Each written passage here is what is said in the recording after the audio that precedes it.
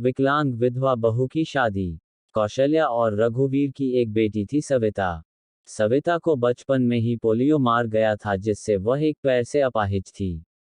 सब लोग उसे दया के दृष्टि से देखते थे और अपने माँ बाप की बहुत लाडली थी, उसकी आंखों में कभी आंसू नहीं आने देते थे। सविता अपाहिज जरूर थी, लेकिन सभी कामों में कुशल थी। स्कूल में भी वह सभी अध्यापकों की प्रिय थी। एक दिन कौशल्या बोली, कौशल्या सुनो जी, सविता की 11वीं पास हो गई है, हमारी बेटी दिव्यांग है, उसके लिए भी ऐसा ही लड़का ढूंढना पड़ेगा। लगता है उसकी शादी करने में बहुत मुश्किलें आएंगी, इसलिए अभी से लड़का ढूंढना शुरू कर दो। रघुवीर, हाँ कौशल्या सही कहती हो, सविता कितनी सुंदर और सर्वगुण संपन्न है, लेकिन पैर की वजह से मेरी बेटी की जिंदगी खराब हो गई।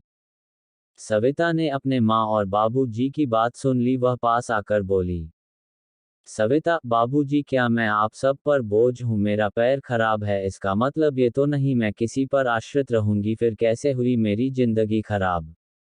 कौशल्या, मन छोटा मत कर बेटी, किसने कहा कि तू बोझ है? तू तो हमारी आंखों का तारा है।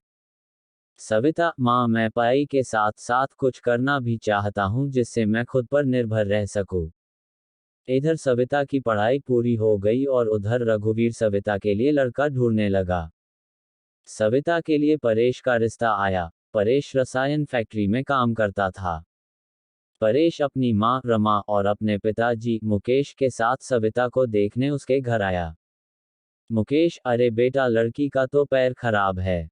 परेश, पिताजी, अगर मैं दिव्यांग लड़की से शादी करूंगा तो मुझे किसी का जीवन संभालने का सौभाग्य मिलेगा। रमा, बेटा, तेरी जिंदगी है, जो भी फैसला हो सोच संभाल कर लेना। परेश, देखिए सविता जी, मैंने आपकी जितनी तारीफ सुनी, मैं खुद को आपसे मिलने से रोक ही नहीं पाया। क्या आप शादी के लिए राजी है? सविता, परेश जी, मैं एक अपाहिज लड़की हूं और आप पूर्ण रूप से स्वस्थ है, क्या आप एक अपाहिज लड़की को स्वीकार करेंगे? परेश, सविता, मैं जिंदगी भर आपका सहारा बनने के लिए तैयार हूं, अगर आपको ऐतराज ना हो तो। सविता, अगर आप तैयार है तो मैं खुशनसीब हूं कि मुझे आप जैसा जीवन साथी मिलेगा। सविता और परेश की बहुत धूमधाम से शादी हुई। चारों तरफ चर्चा थी कि बड़ी भाग्यशाली है सविता, जो दिव्यांग होते हुए भी उसे इतना अच्छा पति मिला है। रमा, बहू, आज तुम्हारा पहला दिन है, इतनी जल्दी कैसे उठ गई? आराम से उठ जाती। सविता, माँ, मुझे जल्दी उठने की आदत है, मैंने नाश्ता बना दिया है, आप सब लोग नाश्ता कर लीजिए। रमा हैरान थी कि एक पैर खराब होते हुए भी सुबह उठकर नाश्ता भी बना दिया। इसी तरह सविता ने थोड़े ही दिनों में सारी जिम्मेदारी अपने ऊपर ले ली।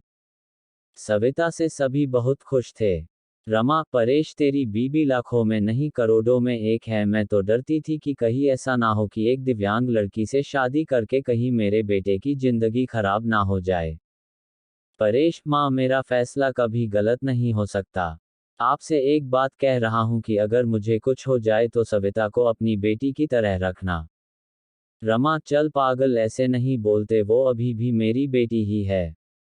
और अगले ही दिन उनकी खुशियों को जैसे किसी की नजर लग गई। परेश की फैक्ट्री में जहरीली गैस लीक हो जाने से कई लोगों की मौत हो गई, जिनमें परेश भी शामिल था।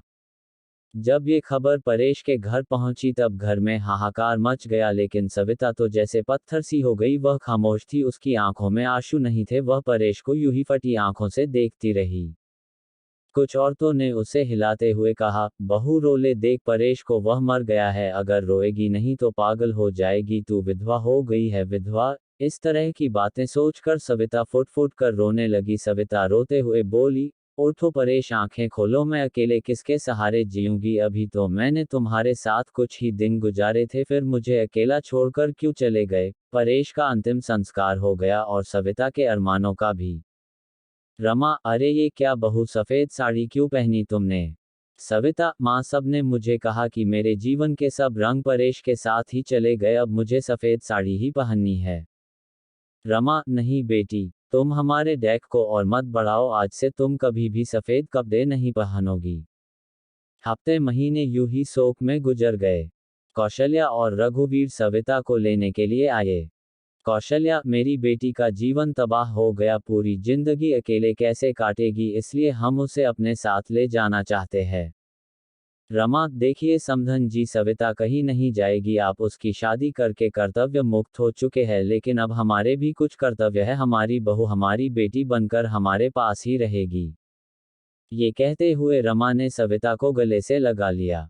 मुकेश, हाँ समधी जी, रमा सही कह रही है, हम सविता को आगे पढ़ाएंगे और किसी लायक बनाएंगे, आप चिंता मत करना, हम अपनी सविता को पलकों पर बिठा कर रखेंगे। सविता, माँ बाबूजी परेश इनके इकलौते बेटे थे, अब वो नहीं है तो ऐसे में मैं भी इनको छोड़कर चला जाऊँ ये सही नहीं है, मैं इनके पास रहकर ही इनकी सेवा करूंगी।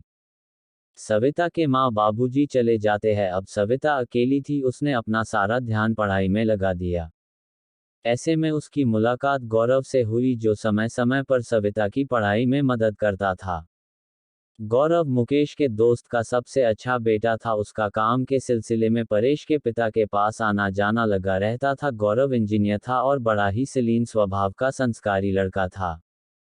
चारों तरफ औरतें बातें बनाने लगी। एक औरत बोली, अरे देखो कैसी विधवा है, ये सफेद साड़ी नहीं पहनती, पति का जरा भी डैक नहीं है।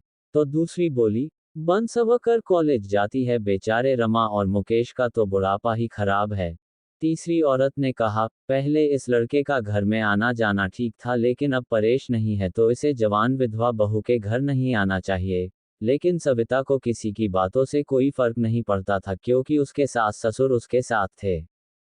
रमा जब इतनी अच्छी बहू के लिए लोगों के ये ताने सुनती तो वह तड़प उठती थी, रोने लगती थी। सविता ने अपनी मेहनत से बीएड कर ली और विकलांग कोटे में वह एक शिक्षिका के रूप में नियुक्त हो गई। रमा, सुनो, परेश के पापा, हमारी सविता अब एक टीचर बन गई है, लोग ना जाने उसे कैसे कैसे ताने देते हैं, हमें अब उसकी शादी कर देनी चाहिए। मुकेश, सही कह रही हो रमा, विधवा है, अनाथ नहीं, जो लोगों की उल्टी सीधी बातें सुनेगी। हम अपनी बहू की शादी धूमधाम से करेंगे।